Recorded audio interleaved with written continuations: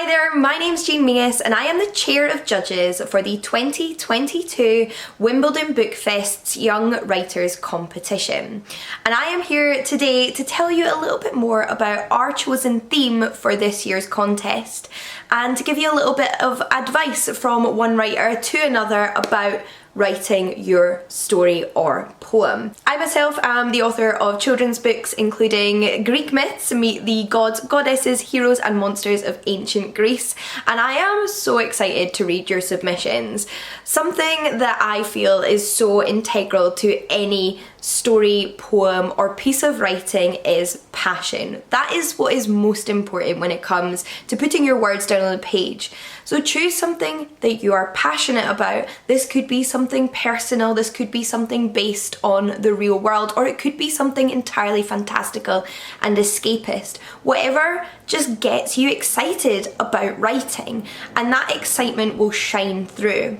Then when you go to construct, write and tell your story, think about both the core of the story, perhaps the message or the theme that is central to what you are exploring and want to maintain throughout the entire piece, as well as the beginning, middle and end, and the structure of your story or poem, how you want to open it up to introduce the reader and the competition judges, as well as how you want to conclude everything and bring everything that you have put down, that you have poured out of yourself onto this page together to really leave the reader with something, whether that's a message or a comment on society or a feeling of joy or humour. It can be whatever you want it to be. This piece can be whatever you want it to be. We're not looking for one specific genre or style, but we are looking to see you give your all to this piece.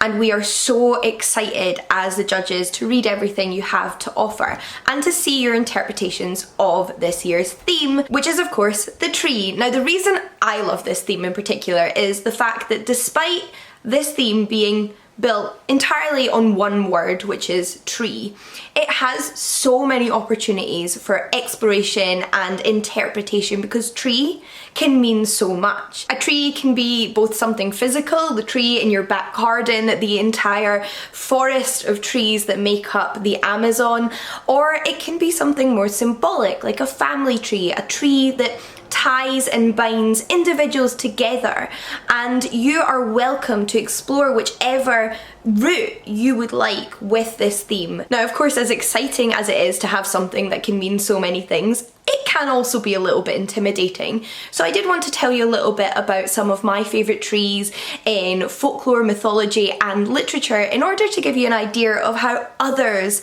have interpreted the idea of the tree, so that you might come away from this video inspired to write your own story or poem. So once you start digging, you'll discover that trees and the tree has been a popular motif in stories, in poetry and literature for thousands and thousands of years. It holds significance to a multitude of different religions. There are ancient Greek myths where characters turn into trees like Daphne, or where kings with a little bit too much ego cut down sacred trees and bring a curse down upon them, which to a modern reader could read like a comment on deforestation and climate change. There is so much opportunity to find trees in literature, both old and new, and to do different things with them. In more recent stories like A Monster Calls by Patrick Ness, the tree is the monster, but it's also the way in which our main character is able to explore his grief and sadness. Whereas in The Lie Tree by Frances Hardinge,